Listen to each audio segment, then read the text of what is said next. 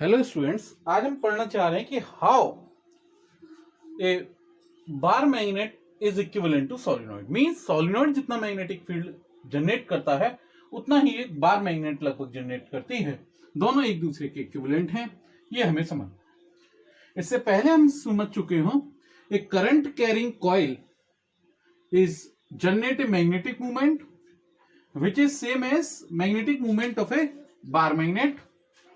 ठीक है, और उस मैग्नेटिक मूवमेंट की हमने निकाली थी वैल्यू।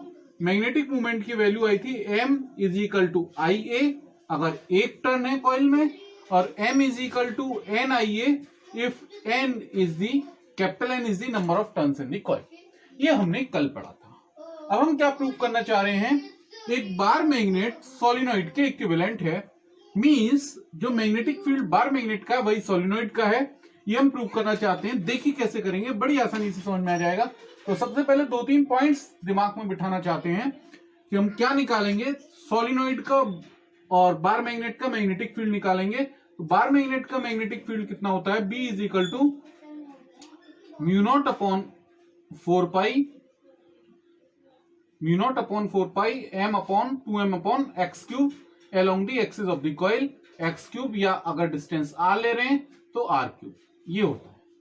ठीक है, यही हम प्रूव करना चाह रहे हैं कि सोलिनॉइड की वजह से जो magnetic field along the axis generate होगा वो इसी के इक्वल होगा। ठीक है, अब मान लेते हैं हमारे पास एक बार मैग्नेट है, ये सोलिनॉइड है,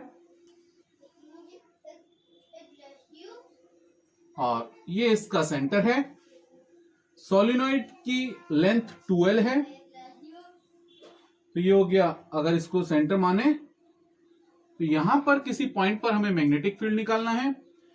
सबसे पहले हम इसके स्मॉल पार्ट की वजह से मैग्नेटिक फील्ड निकालेंगे। ठीक है, ये सोलिनॉइड का ये पॉइंट भी जिस पर मैग्नेटिक फील्ड निकालना है, ये इसके सेंटर से मान लेते हैं r डिस्टेंस पर है, और ये सोलिनॉइड का स्मॉल पार्ट dx है और ये डिस्टेंस x है। ठीक है, इतना डायग्राम बनाइए पहले।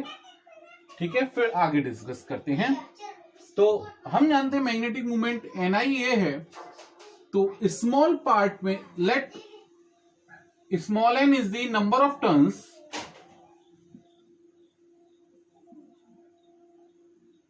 पर यूनिट लेंथ। ठीक है, यूनिट लेंथ में नंबर ऑफ टर्न्स कितने हैं, स्मॉल n मान लें, तो dx लेंथ में नंबर ऑफ टर्न्स कितने होंगे, नंबर ऑफ टर्न्स हो जाएंगे n इंटू dx। तो यहां कैपिटल N को किससे रिप्लेस करेंगे, हम n dx से रिप्लेस कर देंगे। अब हम करंट कैरिंग कॉइल की वजह से मैग्नेटिक फील्ड हमें पता है सेंटर पर कितना होता है। We know that magnetic field along the axis of a coil कितना होता है, B is equal to mu not I A square upon 2 into x square plus a square की पावर 3/2। ध्यान आ रहा है, तो x की जगह यहां क्या है, ये डिस्टेंस कितनी है, r माइनस एक्स है। यहां से यदि डिस्टेंस देखें इस पॉइंट की कितनी है, ये टोटल r है, इसमें से x माइनस हो गया r माइनस एक्स, तो r माइनस एक्स का whole square plus a square की पावर 3/2। ठीक है, नोट करिए। अब r is very larger than A, for large distance क्या होगा, ये डिस्टेंस जो है बहुत लार्ज है, तो इसके रेडियस की कंपैरिजन में सोलिनॉइड के उसकी वैल्यू बहुत ज्यादा होगी, तो r is very greater than A. तो क्या होगा, देखो r बहुत बड़ा है, x छोटा होगा तो x भी निगलेक्ट हो गया, a भी निगलेक्ट हो गया।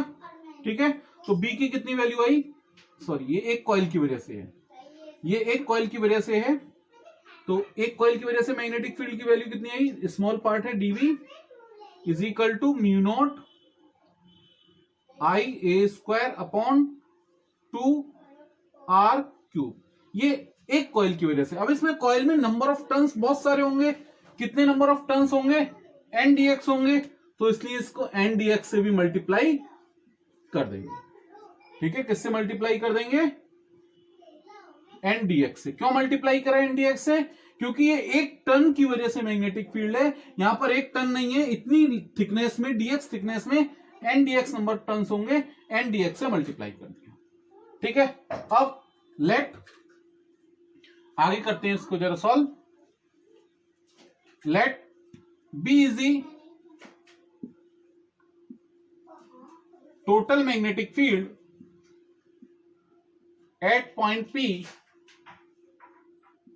Due to solenoid. ठीक है, तो टोटल मैग्नेटिक फील्ड कितना होगा? dB is equal to,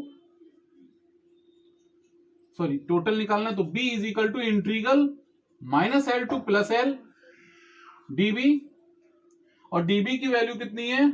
integral -L to +L mu not I A square बटे 2 into R³ into N dx। अब जो जो कॉमन आउट हो सकते हैं उनको बाहर लेते हैं। अच्छा, अब देखो म्यू नॉट कांस्टेंट बाहर, I A square upon NB bar 2 R³ integral -L to +L dx। Integral -L to +L dx का फॉर्मूला वैल्यू कितनी आएगी? 2L आएगी। तो n mu not I A square upon 2 R³ into L minus L, और इसका result कितना आएगा? इसका रिजल्ट जो निकल के आएगा वो कितना होगा? इसको हम रफ कर देते हैं। इसका रिजल्ट आएगा B is equal to mu not n mu not I A square upon 2 R³ into 2L। ठीक है, कोई कंफ्यूजन हो तो पूछ लेना। अब n इंटू 2L क्या हो जाएगा? टोटल नंबर ऑफ टर्न्स हो जाएंगे। n into 2L total length into number of turns per unit length, capital N हो जाएगा। तो mu not n I A square upon 2 R³, pi का ऊपर नीचे मल्टीप्लाई करिए, तो B is equal to mu not n I pi A square area हो गया अपॉन 2 पाई R³, और I इंटू एरिया हो गया pi R square, pi A square area हो गया, तो mu not n I A upon 2 pi into R³, और n I A क्या होता है? Magnetic movement M। तो B is equal to mu not n upon, sorry M upon magnetic movement M is equal to n I A, तो M upon 2 pi R³ और B is equal to mu not into 2M upon 4 pi x³।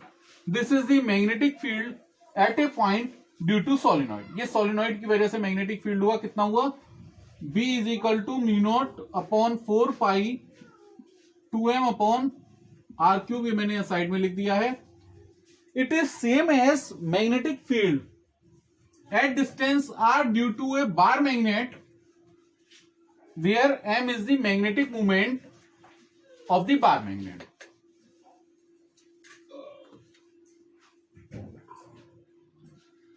Which is same as magnetic field due to bar magnet along the axis of the magnet. मतलब magnet की axis पर जो magnetic field का result होता है वो भी यही होता है।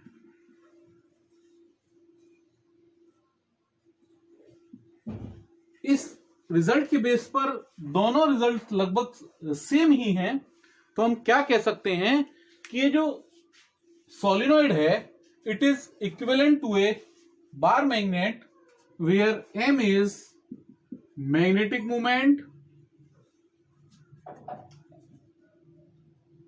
R is distance of point from the magnet oblique solid।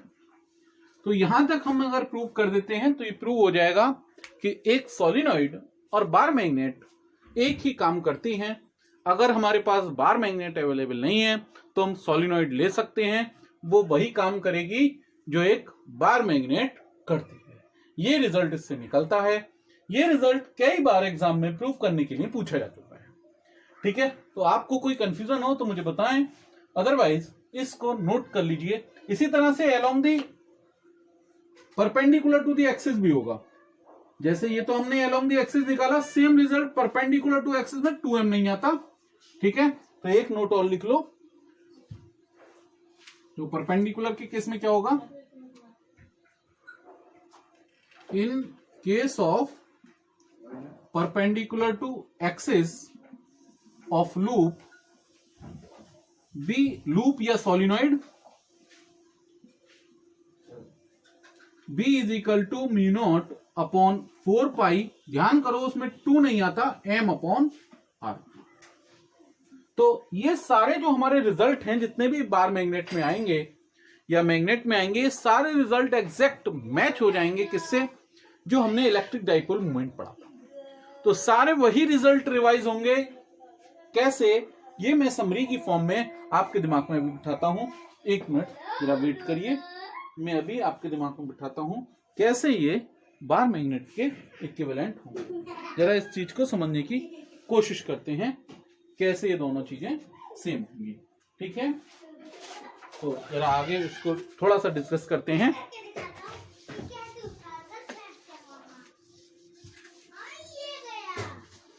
तो देखिए,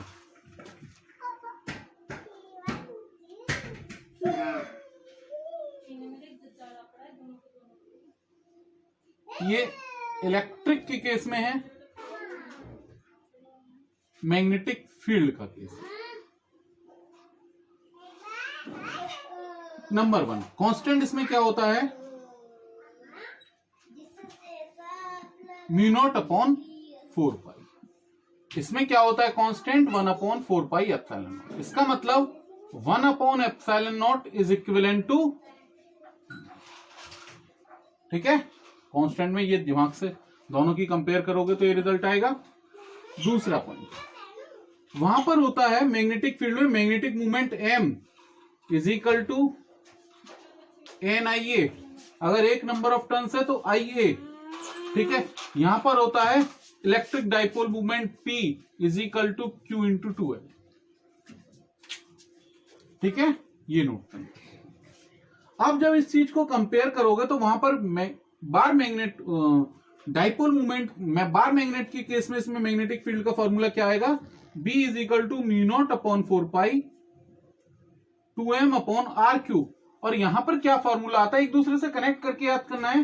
म्यू नॉट अपॉन 4 पाई, म्यू नॉट की वैल्यू किसने ले ली, 1 अपॉन 4 पाई एप्सिलॉन नॉट, 4 पाई जो का तो म्यू नॉट की वैल्यू कितने ले ली, 1 अपॉन एप्सिलॉन नॉट ने, 2m की जगह किसने ले ली, P ने upon r cube, along the axis, along the axis.